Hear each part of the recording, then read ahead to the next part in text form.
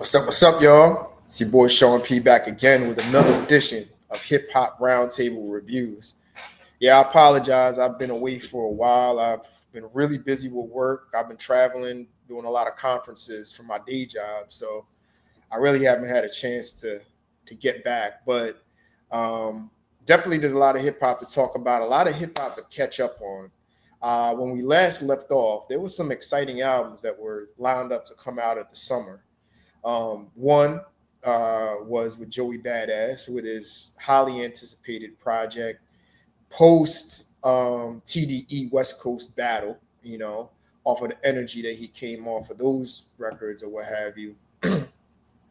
And also Ghostface Killah, which I previewed um, his first single off of there, Rap Kingpin, which brought back a real old school feel. So I want to get to reviewing those albums, even though it's been a while. They both came out in August, and I want to get back and catch up on some reviews with those, and get back to the year in hip hop, which is a very exciting year in 2025. 2025 really picked up as far as the quality of hip hop that came out. So let's get started.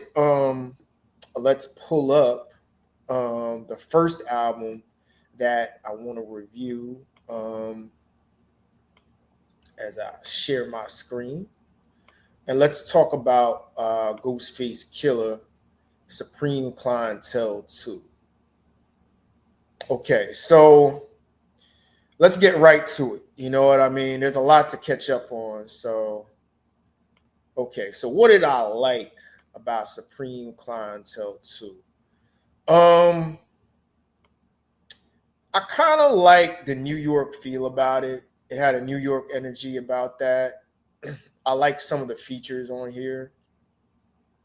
I liked some of the features on the songs. Um, Conceptually, it was it was a typical Wu album. I mean, if you're a Wu head, you were not disappointed. However, I don't think this was an album that would satisfy if you're outside of that Wu head or Wu Tang diehard fan circle, Believe it or not, and listen, I'm not a skit guy. I think skits are annoying. I think skits kind of died out in the 90s and 2000s. Unless you're like really doing a conceptual album like a Good Kid Mad City or To Pimp a Butterfly, I don't think skits really serve a purpose. But I did enjoy the skits. I think the pause skit was classic. It definitely showed the difference between the OG generation, which is like older millennials, Gen X, and Gen Z, and I think Gen Y with the whole pause thing. Because that is so annoying where after it's like almost every statement you got to say pause because you don't want to insinuate, you know, uh, a certain sexual connotation, or a homosexual connotation, whatever you want to call it. But I really like that skit. That was a really funny on there. So I think, and I do like the old school feel. Now I'm gonna contradict myself a little bit on this, but I do like the old school feel on here and the old school New York vibe on here overall. Um, Energy wise was pretty good, pretty decent. But Ghostface, he's always going to bring energy. He's always hyped up. So I say that. You know what I mean? So the energy was pretty decent on here. So what were my standout tracks that I liked? Um, I really like sample 420. It had a nice vibe to it, a nice 90s, 2000s vibe to it with MOP. I really love Curtis May. I think that might be the hardest collab on there with Locks and a Griselda collab with uh, Conway the Machine and Styles. They brought it on there. I really like that that track right there, and it got me to thinking. Now I know Wu did an album with D Block a while back. I'd like to see Wu do an album Griselda. Wu versus Griselda. I kind of want to see that. I want to see Ghost, Ray, and Meth with Benny, West Side, and Conway. I definitely want to see that. I want to see how that would shape up. I think they would make a really interesting collab album, especially for those who are in the traditional East Coast hip hop. I really think that would be good and serve the public well. But nevertheless, great collab right there. Curtis May, I like that. I like Windows. I like the sample on there. They use that old 60s sample. That brought back a kind of a 90s Wu-Tang vibe that I was really feeling on there. So that's a track I definitely had on repeat. I believe it's a Tom Jones sample they used from the 60s. And call me crazy, man. You know what I do? I actually look up the samples of some of these songs and I make a 70s sample list or a 60s, 70s sample list from the hip hop songs that I like. Try it out. If you got Spotify, definitely do that. I use this Who Sampled app and it tells you all the samples. So I would make a sample of this song, the Windows, and I'll go and look up the original version from the 60s with Tom Jones and I make it for my 70s list. Whenever you just want to vibe out to some old, real classic soul hits and add that. So definitely the very soulful vibe on that one. I like that. Rap Kingpin, I said I like that because it definitely set the tone for this album. And I like what was it? I like Soul Thing. It's another soulful vibe track, and it reminds me of an old, um, old school Wu-Tang cipher. You know what I mean? It definitely had a '90s feel to that. I definitely feel that. Love Me Anymore. Well, I'll get to that because I like the song. I don't love it. And that's really it. As far as the tracks that I like, you know what I'm saying? So, okay. So, what did I not like? It's not that I didn't like things on here. It's just I was disappointed. I expected more of a fresher sound to it. Now, I know I said I was going to contradict myself because I do like the old school New York vibe, but it's too old school. It's too boom bap. It's too generic hip hop beats. Like I really didn't like the Georgie Porgy song that's been sampled from that old 70s sample from Toto 100 times. I mean, it's a spinoff of MC Light's joint that she sampled back in the 80s, I think, or early 90s. So I really wasn't feeling that. It just had an old song and it was an old played out story from over and over again. Break beats was boring. Beatbox was boring. Um, the trial, I like the concept of the song, but it really didn't grab my energy. You know what I mean? It's good conceptually, but execution wise, it's just boring. Like I know they're trying to do something different with Method Man, Jizza, and Raekwon. Just go back and if I want to hear Ghostface Killah, Raekwon, Meth, and Jizza bring it on a track. I want to hear a lyrical, just crash out joint, sort of like the Ghostface, Meth, and Raekwon joint on Raekwon's joint. Now that's what I want to hear over a more modern beat. But it was just boring to me. Now I want to say "Love Me Anymore" with Nas. I want to like it, but I'm gonna be honest with you, it's just missing something. Um, Again, if the Ghostface and Nas are on a joint, I want to hear something harder than that. Decent track, it's cool, but it could have been better. You know what I mean? But overall, I had really a boring vibe to this album, and I was expecting more. Lyrically, Ghostface is not what he used to be. Now, I'm not saying his lyrics was bad, and his storytelling is still top notch. but he doesn't have that flair. He doesn't have that swag anymore as far as lyrically just being with that fly talk. Like, to give you an analogy, it's almost like Rock Marciano is like the new version of Ghostface with the fly talk, with how fly he is. And it's more like Ghostface now is relying more of his energy and him shouting on tracks. And that's the thing, like, he doesn't need to shout on tracks like he's Meek Mill or something now. That's kind of annoying too. You know what I mean? Go back to the old Ghostface with that lyrical fly talk, that smooth fly OG talk, and you'll be good. You know what I mean? But overall, I really wasn't feeling him lyrically, which he wasn't bad, but he wasn't great either. You know what I mean? He wasn't like, oh, I got to go hear that Ghostface joint again. So, all right, so let's line it up. Where we stand. Lyrics. I'm gonna go with a solid 7 out of 10. There weren't any bars that just stood out for me lyrically. Maybe 7.5. I wanted to see more out of the features lyrically out of here. Production wise, I got to go with like a 6, maybe a 5.5. I'll go 6 because it was an old school vibe, but it wasn't fresh enough.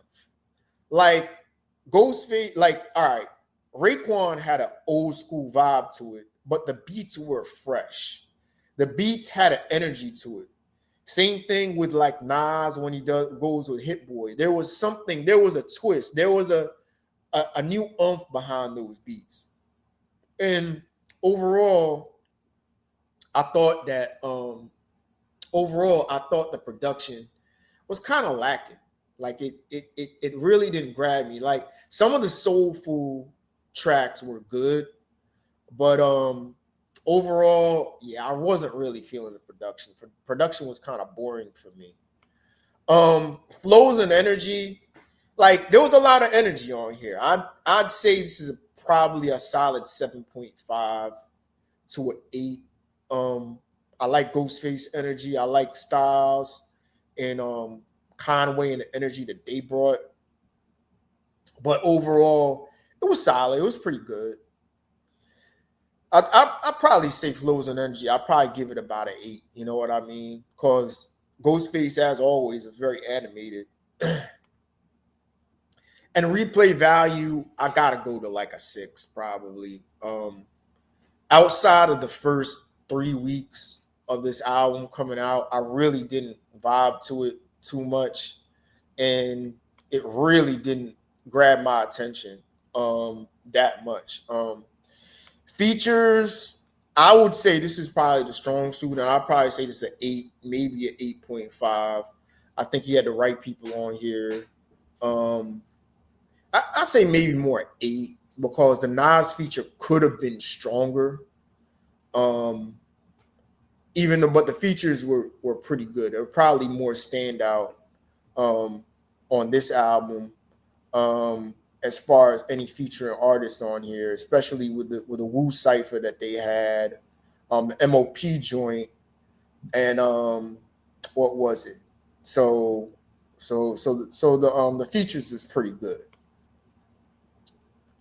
So what am I gonna go with the overall rating? I'm gonna go with a 7 out of 10. This was kind of mid to me. I don't think this lived up to the expectation of this album. One, from the Nas Mass Appeal series, which I think Nas brought a new energy with exec producing this Ghostface joint. It didn't live up to the Raekwon joint, which was also part of the Mass Appeal series. But I think that the Raekwon joint was definitely a notch, maybe a couple notches better than this. And you see the difference. Like, I think the Raekwon joint had a better energy to it, had better production. I think Raekwon's flows and lyrics were better. You know what I mean? Like Raekwon seemed refreshed on his project. Ghost, pretty much the same old, same old. You know, this was kind of a if it ain't broke, don't fix it. Ghost didn't take any risks on it, which is cool, but it really didn't wasn't a standout project to me. Now, if you're a Wu head, and I know several Wu heads in our group, Hip Hop Roundtable Reviews, they're gonna like this album and say it's top 10 or whatever. Nah, not for me. This is a pretty mid project. Not gonna make my top 10 list this year. And I don't think it lives up to what was on the the Mass Appeal series and also the Raekwon um, album, which I think Raekwon's album is probably in my top 5 this year. That's probably my third best album so far. And this album definitely is not touching Freddie Gibbs Alfredo, and it's definitely not touching Clips Let God Sort Them Out. Forget about that conversation. So, with that, I'm going to go, let's hide that out of there, with a 7 out of 10 for Supreme Clientele 2, which it's a pretty decent album, but definitely didn't live up to the classic status of Supreme Clientele. And definitely didn't live up to the energy of the Raekwon Project, the Mass Appeal series, and also some of the top-notch projects of this year. But I'd still check it out. Still a mid album, but you know, it's okay. You know what I mean? It's not too bad. So next, let's get to Lonely at the Top, which is the Joey Badass project. So let's talk about that. So Joey Badass, Lonely at the Top. So let's get right to it. So a little bit of backstory before I get to, you know, reviewing the album. Of course, Joey Badass called out Kendrick Lamar and went in a landmark back and forth with some of the TDE and TDE artists or West Coast artists, TDA affiliated artists, like notably Raekwon, not Raekwon. I got Raekwon Wu on my mind from talking about Ghostface, but Rayvon and Daylight. That got a lot of energy. You know what I mean? It had a lot of the lyrics were sharp. A lot of that was a great lyrical battle. You know, a great lyrical battle back and forth, no matter who you thought won. But it got the spotlight on Joey Badass. It got the spotlight back on him, especially with the finals. And I think the second record that he came out with a record right after that was pretty good.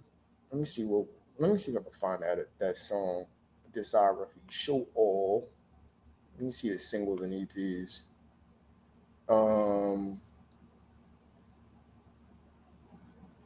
Yeah, that's another one. Pardon Me, which is got a song that got lost in the shuffle, which was pretty good. With the Rulers Back, Sorry Not Sorry. But anyway, the finals. Oh yeah, ABK was another one that I reviewed, which is pretty good. But nevertheless, it was still he basically put the spotlight on him, and he basically brought it out that look, I'm here, I'm trying to bring lyrics back, I'm trying to bring real bars and real competition to the East Coast. So a lot of the singles that he put out showed some promise and showed like, okay, this guy's coming for Kendrick Lamar and calling him out to battle him. So he better put out a project that better be album of the year quality. It better be on that level. You know what I mean? As far as as far as coming, really with some top level lyrical quality here. You know what I mean? So what he did, he came with Lonely at the top. And I'm just gonna say this was not what I expected. It was 11 songs. And well, let me get to it. Let me just get to it as to I'll start with what did I like? You know what I mean? So I liked the boom bap feel on here. I like some of the features on here. I think West Side Gun was pretty good, even though I'm not a big fan of his. Ty Dolla $ign was really good. I think Rome Streets, Kai Cash was pretty good. And I think Ab Soul and Rhapsody was really good on here. I like the length. I think it was a dope. It had an underground feel to it that I liked. You know what I mean? It kind of had early 2010s Joey Badass feel to it with this vibe on this album. So a good vibe.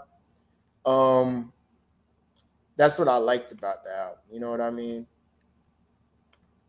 Now, what didn't I like?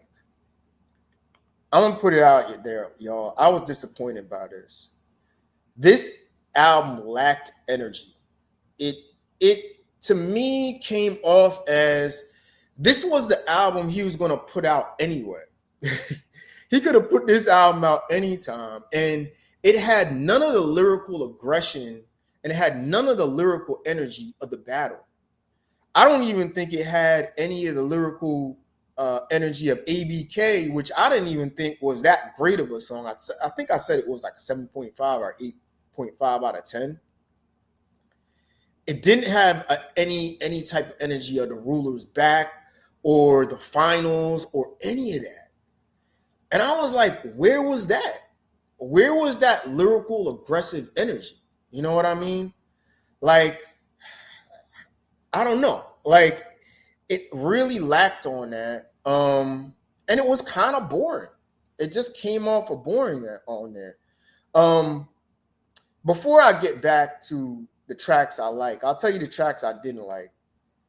I didn't like Super Flea. That was so corny. That was such a play on. They tried too hard to recreate an old school 90s bad boy track. Why, I don't know. You know what I mean?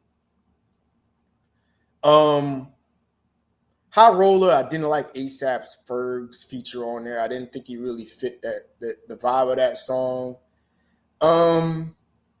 What was it? Speeding Through the Train was just okay. No, it was 3 Feet Away was just okay to me. And I think as far as what I did like, back to what I did like, I would say I liked some of the tracks on there, but I didn't love some of the tracks on here. Like, I like Dark Aura. I think that was a good song to start off. I like Ready to Love with Ty Dolla $ign, which is a good vibe record. It's a good, chill record for you and your lady to vibe out. More of a summertime vibe record to get out to. I like the BK's Finest. That's a nice little cypher track on there. And I think still, Speeding Through the Rain and Lonely at the Top were dope tracks. I really think Still is a standout record on here. I mean, you could have got a verse out of Rhapsody to make it really good, but I liked her vibe on there. She did add something with a hook on there. That's a very good track. But overall, track-wise, a lot of these songs were songs he could have made anyway. You know what I mean? So it's like back to what I didn't like. I just thought it was a boring album. This was an album that did not stand out. This is not album of the year material quality. You know what I mean? And he bet on himself to put out that level of an album, especially coming from Kendrick Lamar. Like, this album is nothing, absolutely no way competing with Dan. With not Dan, but well, it's definitely not competing with Dan, but it's definitely not competing with GNX. It's not competing with anything Kendrick did. I mean, really, he could have put out a whole EP or album of the song he did in the battle, songs he did in the battle, and that would have been better than this record. Excuse me. But yeah, I really wasn't vibing with it. So lyrics wise, what am I going? I'm gonna go with a solid 8 out of 10. But the lyrics in the battle were better. Definitely was better. But I'll go with a solid 8 out of 10 for that. He brought it. Some of the features were pretty good lyrically. Absol brought it on there. So I'll go a solid 8 out of 10. Production wise, I would go with a 7 on here. I mean, the beats were soulful, but they sounded kind of cheap. They kind of sounded kind of cut rate. I mean, if you wanted to go that route, go more with a Hit Boy or go more with an Alchemist on here, which they would have added more of a bite to it. But nobody big name on here. But the production was kind of boring. I say the production overall was probably like a 7. I'd be fair to it. Flows and energy, not a lot of energy on this. Definitely not a lot of lyrical energy on this. I would go even really 6. This album kind of put me to sleep. It was boring to me, energy wise. I really wasn't vibing too much to it outside of a few songs. Replay value, again, I'd have to go with a 6. Outside, I listened to it maybe for two weekends or 2 weeks, and I was like, all right, I heard what I needed to hear. I could move on. Really not a lot of replay value on here. Features, I would go a 7. The Bree Stevens features is really bad. And really a corny trash track. Westside Gunn's feature was okay. So the features on here really didn't stand out outside of, I guess I could go with a 7 on the features because I think Rhapsody and Absol saved it, and I like Ty Dolla $ign as a vibe record. So overall, where am I going with? I'm going with a 6 out of 10. I'm sorry, and maybe I'm being a little bit too harsh on it, but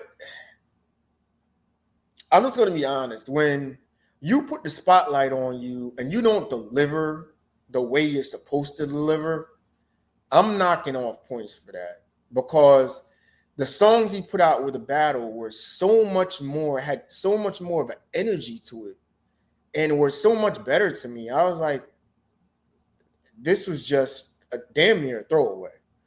Outside of some dope tracks on here, he really kind of disappointed. You know what I mean? He really, I think he let us down. You know what I mean? This was supposed to be the album to put kind of more of a spotlight on East Coast rap. I mean, you called out the West Coast. You called out those guys saying, hey, we got the lyricists. We got the bars over here.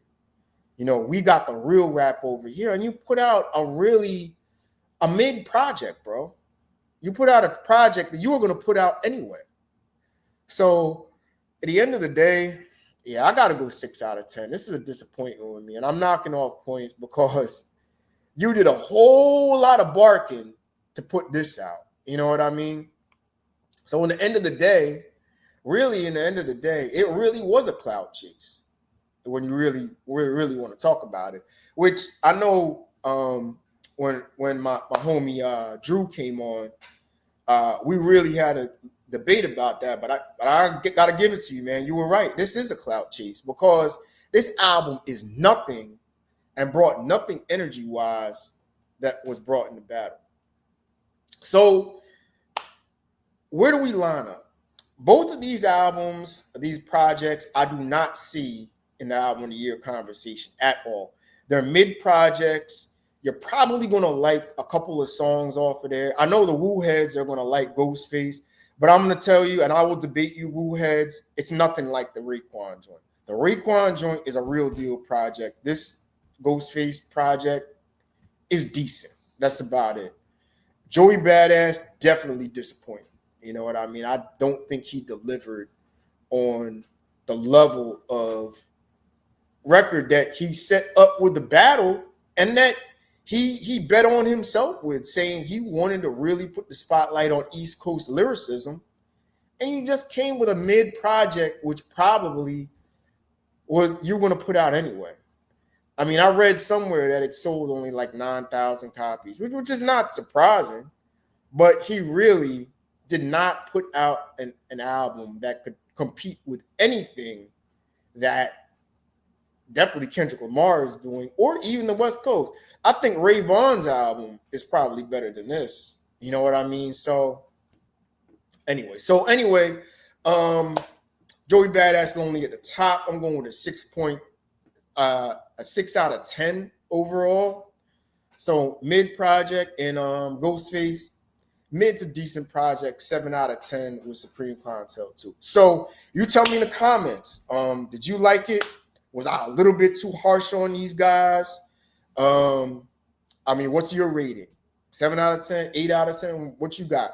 Let me know in the comments. Let me know how you feel about it. And is it in the conversation for your top 10, top 5 albums? Definitely let me know. We'll be back with some new content now that I'm back. And I'll catch up with y'all later, all right? Peace.